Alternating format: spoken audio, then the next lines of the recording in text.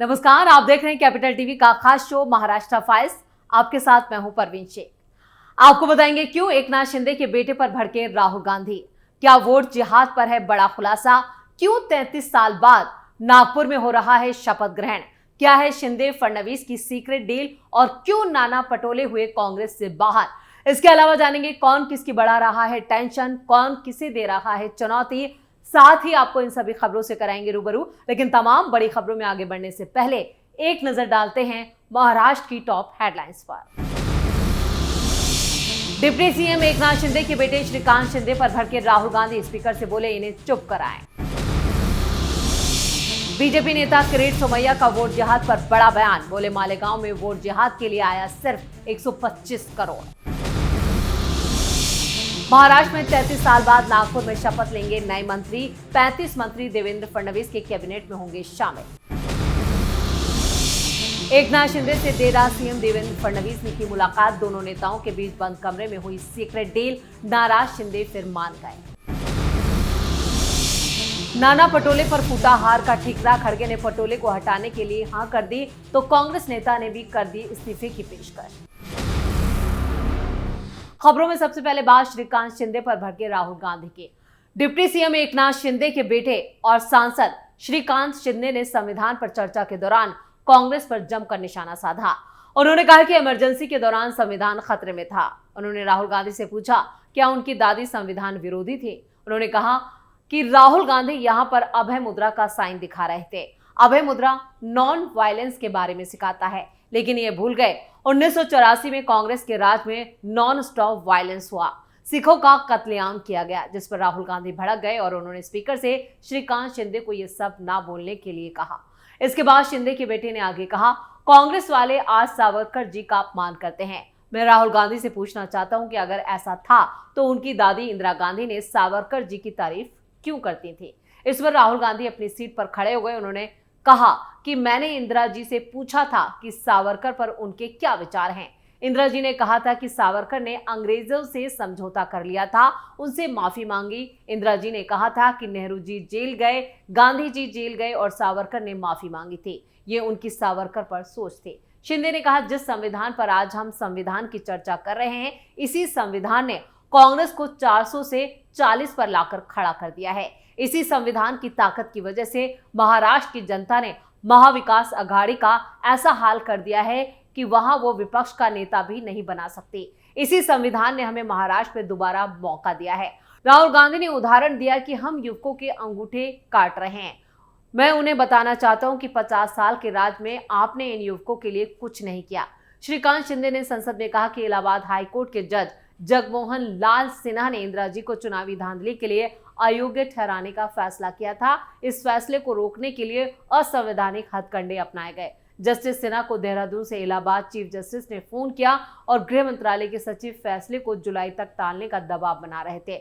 जज के निजी सचिव को धमकियां दी गई। सीआईडी के विशेष टास्क फोर्स को लगाया गया। आपातकाल में ना विपक्ष सुरक्षित था, ना जनता और ना जज। यानी एक बार फिर संसद में राहुल गांधी को यहाँ पर एकनाथ शिंदे के बेटे ने पूरी तरह से बैकफुट पर ला दिया और उन्हें आईना दिखाने का काम किया। खबरों में आगे बढ़ते, बीजेपी नेता किरीट सोमैया ने बड़ा दावा किया है। उन्होंने लोकसभा चुनाव में मालेगांव पर वोटों के लिए हुई फंडिंग पर निशाना साधा। उन्होंने कहा मालेगांव वोट जिहाद में जो पैसा था, घोटाले की जांच जो है वो शुरू हो गई है और जल्द ही सब साफ हो जाएगा। उन्होंने ये भी कहा कि मालेगांव वोट जिहाद का पैसा घोटाले मामले में ये बात सामने आई है कि सिराज मोहम्मद ने नासिक मर्चेंट बैंक में जो 14 बेनामी कंपनियों के अकाउंट खोले थे, उनमें हिंदुस्तान के 21 राज्यों के 255 बोगस कंपनियों के बैंक अकाउंट से 112 करोड़ 71 लाख 97,780 रुपए जमा हुए। किरीट सोमैया ने कहा इसी तरह से मालेगांव की बैंक ऑफ महाराष्ट्र की शाखा में 5 बेनामी अकाउंट खोले गए। इनमें 53 करोड़ 75 लाख रुपए आए। अब महाराष्ट्र के एटीएस पुलिस ने इसकी जांच अपने हाथ में ली है। जो 250 से बोगस कंपनियों में से पैसे आए हैं, अब उनकी जांच भी शुरू हो चुकी है। दरअसल लोकसभा चुनाव 2024 में बीजेपी को महाराष्ट्र में हार का सामना करना पड़े और मालेगांव में बीजेपी उम्मीदवार की हार हुई थी और 11 नवंबर को बीजेपी नेता किरीट सोमैया ने मुंबई में एक प्रेस कॉन्फ्रेंस करके वोट जिहाद के लिए करोड़ों की फंडिंग का खुलासा किया था। उससे पहले भी उन्होंने वोट जिहाद के लिए 100 करोड़ रुपए से ज्यादा की फंडिंग की बात कही थी। बीजेपी नेता ने कहा था, मालेगांव में सिराज अहमद और मोइन खान नाम के शख्स ने मिलकर 2 दर्जन बेनामी अकाउंट एक कोऑपरेटिव बैंक में खोले, जिसमें उत्तर प्रदेश, महाराष्ट्र, गुजरात, हरियाणा, उड़ीसा, पश्चिम बंगाल और मध्य प्रदेश समेत अलग अलग राज्यों में मौजूद ब्रांचों से इन बेनामी अकाउंट में पैसे भेजे गए थे। सिर्फ 4 दिन में 125 करोड़ रुपए से ज्यादा रकम इन अकाउंट्स में जमा की गई और उसके बाद सिराज अहमद और मोइन खान ने अलग अलग 37 अकाउंट्स में वापस पैसे ट्रांसफर किए और फिर इसे निकाल भी लिया गया।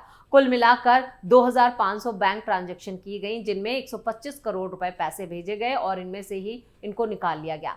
किरीट सोमैया ने बताया कि महाराष्ट्र पुलिस की एटीएस विभाग ने इस पूरे मामले की जांच अपने हाथों में लिए और इन 255 बोगस कंपनियों में से जो पैसा आया है उसकी जांच शुरू कर दी है। खबरों में अब बात नागपुर में होने वाले शपथ ग्रहण की।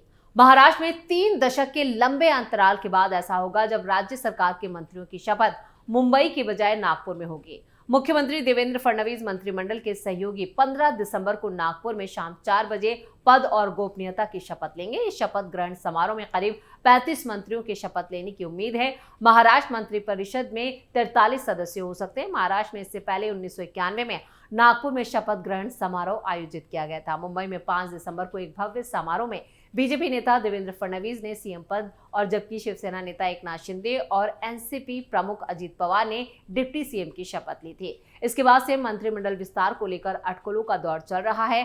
पहले शपथ विधि जो है वो 12 दिसंबर फिर 14 दिसंबर की तारीख सामने आई और अब 15 दिसंबर की तारीख जो है वो तय की गई है। 16 दिसंबर से नागपुर में विधानसभा का शीतकालीन सत्र भी शुरू होगा, लेकिन उससे पहले ये मंत्रिमंडल विस्तार हो जाएगा। खबरों में अब बात एकनाथ शिंदे की। शिवसेना अध्यक्ष और डिप्टी सीएम एकनाथ शिंदे ने शुक्रवार देर रात सीएम देवेंद्र फडणवीस से मुंबई में उनके आधिकारिक आवास सागर में मुलाकात की। उन्होंने मंत्रिमंडल विस्तार से जुड़े मतभेदों पर चर्चा की और उन्हें सुलझाया।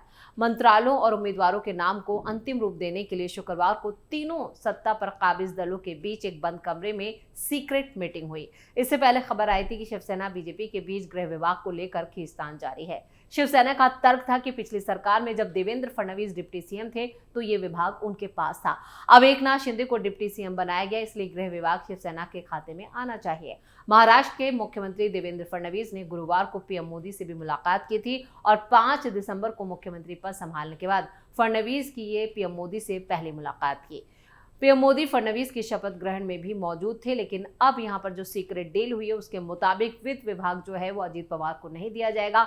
खबरें तो यहाँ तक हैं कि ये शिंदे गुट को दिया जा सकता है, जिसको लेकर कलेश था, लेकिन इसके साथ ही एक डील हुई है। उस डील में क्या कुछ हुआ है ये अभी साफ नहीं है, ये कल तक साफ हो जाएगा।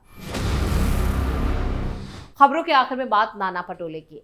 महाराष्ट्र में हार से कांग्रेस के अंदर उथल पुथल मची है। पिछली विधानसभा में नेता विपक्ष रहे कांग्रेस के नेता विजय वडेट्टीवार ने कांग्रेस की हार के लिए सीधे तौर पर यहां पर जो प्रदेश अध्यक्ष है नाना पटोले उन्हें जिम्मेदार ठहराया है। नागपुर से मिली खबरों में यह कहा गया है कि वडेट्टीवार ने नागपुर में कहा है कि जिन लोगों ने लोकसभा चुनाव में जीत का श्रेय लिया है उन्हीं को विधानसभा चुनाव में मिली हार की जिम्मेदारी लेनी होगी। इसके साथ ही कांग्रेस नेता ने कहा है कि अगर महाराष्ट्र में जल्द ही नेतृत्व नहीं बदला गया और किसी बड़े जिम्मेदार और सबको साथ लेकर चलने वाले नेता को प्रदेश कांग्रेस की कमान नहीं सौंपी गई तो आने वाले कुछ महीनों में कांग्रेस को एक के बाद एक कई बुरी खबरों का सामना करना पड़ सकता है। जब से बीजेपी के ऑपरेशन लोटस की खबरें राजनीतिक तौर पर यहाँ पर जो सियासी गलियारों में तैर रही हैं, तब से खानदानी कांग्रेसियों की बेचैनी और बढ़ गई है। उन्होंने पार्टी आला कमान को सभी माध्यमों से अपनी चिंता, गुस्से, बेबसी और भविष्य की मंशाओं से अवगत कराना शुरू कर दिया है। ऐसे में नाना पटोले ने भी खुद इस्तीफे की पेशकश कर दी है और एक इस्तीफे और एक खत को यहाँ पर ईमेल के जरिए मल्लिका अर्जुन खड़गे को भेजा है, जिस पर अब मल्लिका अर्जुन खड़गे ने भी नेताओं के साथ विचार विमर्श करने के बाद यहाँ पर एक राय बनाई है। खबरें ये आ रही हैं कि नाना पटोले को उनके पद से मुक्त कर दिया जाएगा, लेकिन नाना पटोले भी यहाँ पर कांग्रेस छोड़ने का मन बना चुके हैं। खबरें ये हैं कि वो जल्द ही महायुति में शामिल हो सकते हैं और कांग्रेस के कई नेता उनके साथ जाएंगे। यानी यहाँ पर जो कांग्रेस 16 विधायकों के साथ जीत कर आई है, इन विधायकों में से कई नेता टूट सकते हैं। 1 दर्जन के करीब ये नेता बताए जा रहे हैं जो नाना पटोले के साथ महायुति सरकार में शामिल होना चाह रहे हैं और लगातार बीजेपी के संपर्क में भी है। जो खबरें आ रही हैं या कहें कि कयासों का जो बाजार है वो गर्म है। ऐसे में कांग्रेस के अंदर भी काफी घमासान मचा हुआ है। महाराष्ट्र फाइल्स में खबरों का सिलसिला यहीं खत्म करते हैं। बाकी खबरों के लिए आप जुड़े रहिए कैपिटल टीवी के साथ। इसके साथ ही वीडियो को लाइक करें, शेयर करें और कैपिटल टीवी को सब्सक्राइब जरूर करें। धन्यवाद।